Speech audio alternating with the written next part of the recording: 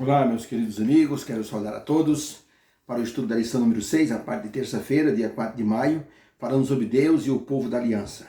O que é que Deus propôs, o que é que o povo cumpriu e o que é que o povo recebeu por não ter cumprido a sua parte na aliança. Sempre que Deus propõe alguma coisa é para a felicidade e visando a salvação do seu povo. Deus queria que Israel se tornasse uma bênção.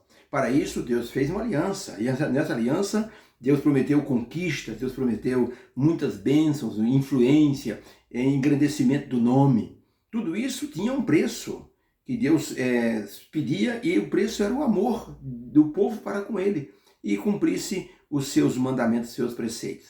Havia um rei num país que descobriu que numa vila tinha ali uma jazida de ouro. O que é que esse rei fez? Foi até a vila, reuniu todo mundo e disse para o povo: olha, eu descobri que aqui tem uma jazida de ouro. Eu não gostaria de explorar essa jazida sozinho. Por isso, eu vou colocar vocês para explorarem essa jazida.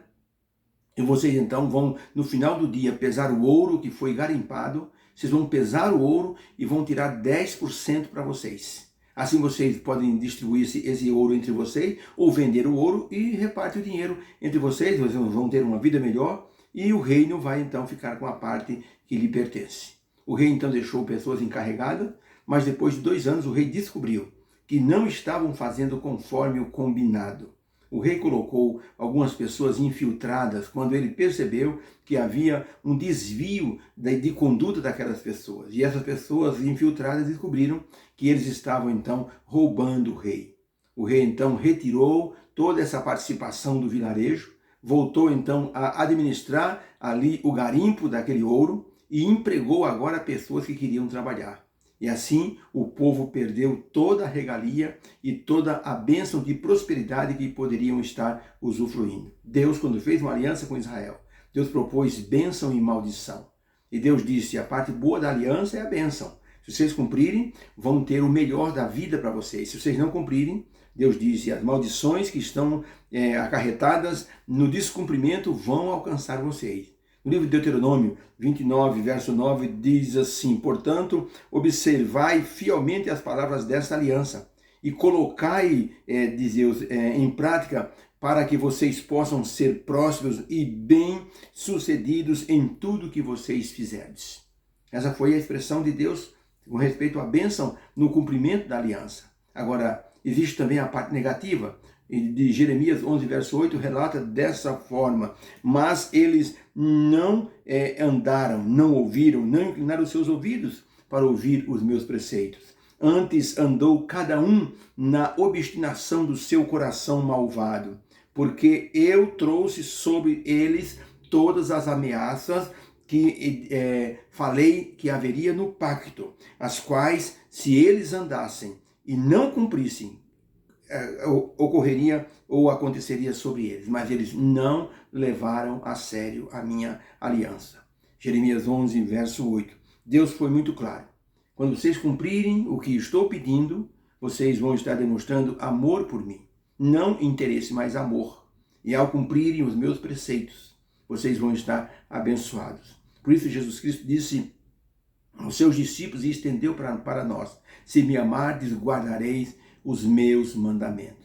E Deus então mostrou para o povo da aliança que era preciso cumprir a parte que lhes cabia, porque isso daria para eles toda a bênção e o poder que Deus iria outorgar para que eles pudessem ser um exemplo para as nações, um exemplo de prosperidade.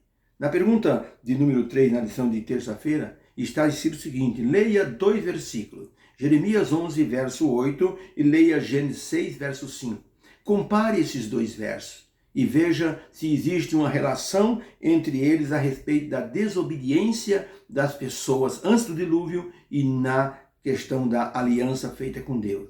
Em Jeremias capítulo 11, verso 8, nós já lemos: mas não ouviram, nem inclinaram os seus ouvidos, antes cada um andou na dureza do seu coração malvado. E dessa forma, eles acabaram trazendo sobre eles as maldições da aliança.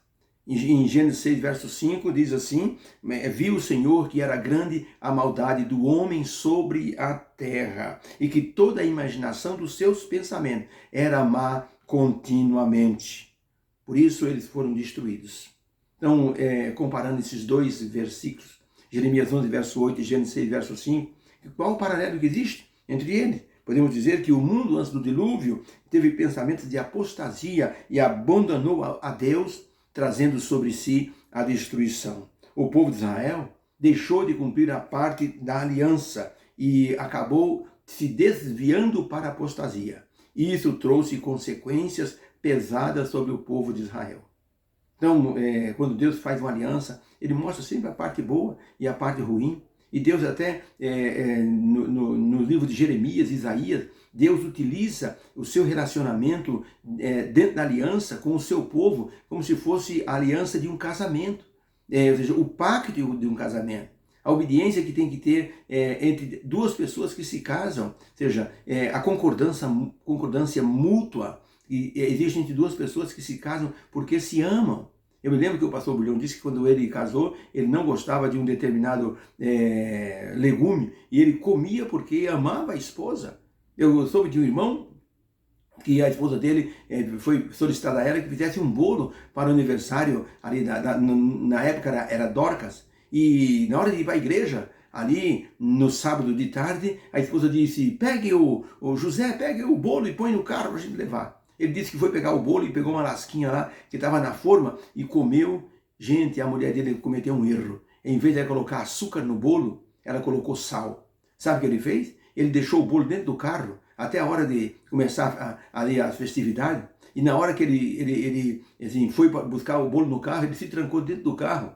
Com a garrafa de água, ele comeu o bolo inteiro. E o povo batendo no vidro, José, abre esse carro, dá o bolo. Nós queremos comer o bolo também. Ele comeu o bolo inteiro.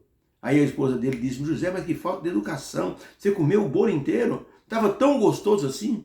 Ele disse, meu bem, estava uma delícia. Prova um pedacinho. Quando ela provou um pedaço, disse, não acredito, eu coloquei sal em vez de açúcar. Deu um abraço e um beijão nele e disse, mas você é um marido nota 1000, viu? Você comeu o bolo para ninguém falar mal de mim?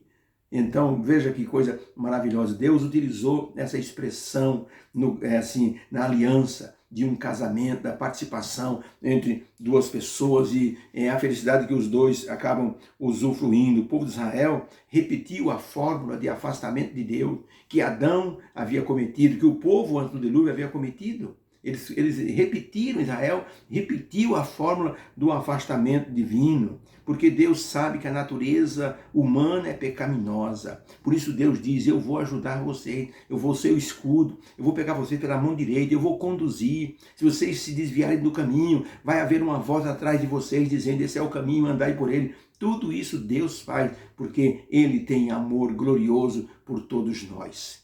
Ele sempre se preocupa com a nossa salvação. Obediência é tudo no relacionamento com Deus. Por isso, dentro da nova aliança, inaugurada por Jesus na cruz, nós temos que ter consciência de que a obediência é um fator muito importante. Não é uma coisa pesada ser obediente a Deus, só temos a ganhar.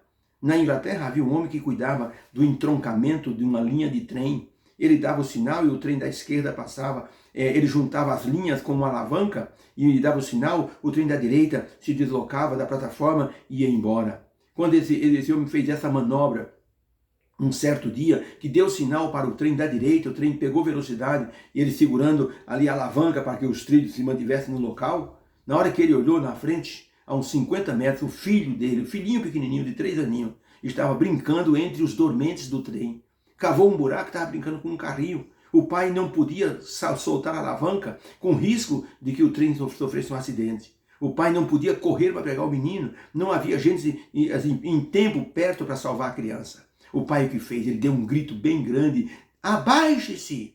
E o trem passou por cima da criança. Assim que o trem passou, o homem soltou a alavanca e correu, quem sabe para pegar ali os restos mortais do filho. E foi gritando, meu filho, meu filho. O molequinho levantou a cabeça e disse, oi papai. Todo mundo bateu palma, porque aquele menino foi obediente e salvou-lhe a vida. O rei soube desse incidente e mandou uma medalha de honra cívica para aquele homem que soube educar tão bem o seu filhinho. E por causa disso, a vida do menino foi preservada. O povo da aliança foi para a apostasia porque quebrou o relacionamento com Deus. Todas as vezes que nós nos afastamos de Deus, nós acabamos caindo em desobediência. Ficar perto de Deus significa que nós estaremos protegidos contra a desobediência. Ellen White diz que Satanás é sempre o grande culpado de nos fazer pecar e nos afastar de Deus.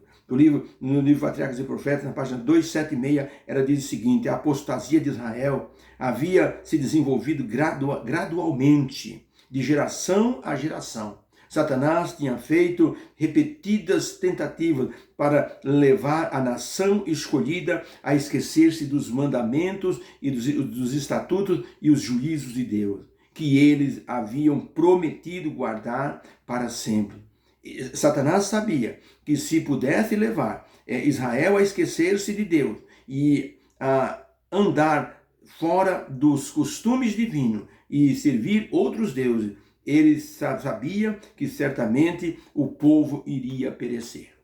Percebeu? Satanás estava por trás da apostasia de Israel. Porque Satanás tinha consciência de que daquele povo Jesus nasceria lá no futuro, lá na frente. Então, era interesse do diabo acabar com o povo de Israel.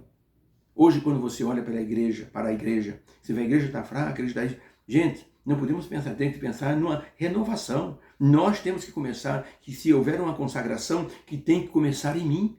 Se tem que ter o Espírito Santo na vida das pessoas, eu tenho que ser o primeiro a pedir o Espírito Santo em minha vida e me consagrar para isso. Não devo esperar a igreja entrar numa efervescência. Eu não devo esperar pelas pessoas, eu tenho que fazer primeiro em mim. Se o Espírito Santo me influenciar, as pessoas vão perceber que a minha vida está sendo uma bênção e vão então entrar nessa comunhão também. Deus nos abençoe. Possamos colher o melhor da aliança para a nossa vida.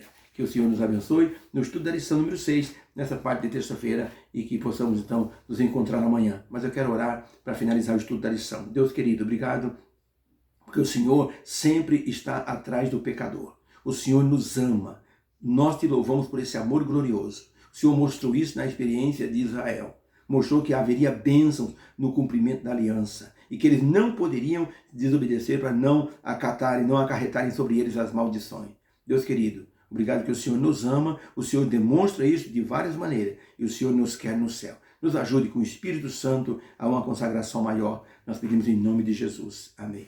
Deus te abençoe nessa terça-feira. Seja feliz. Amém.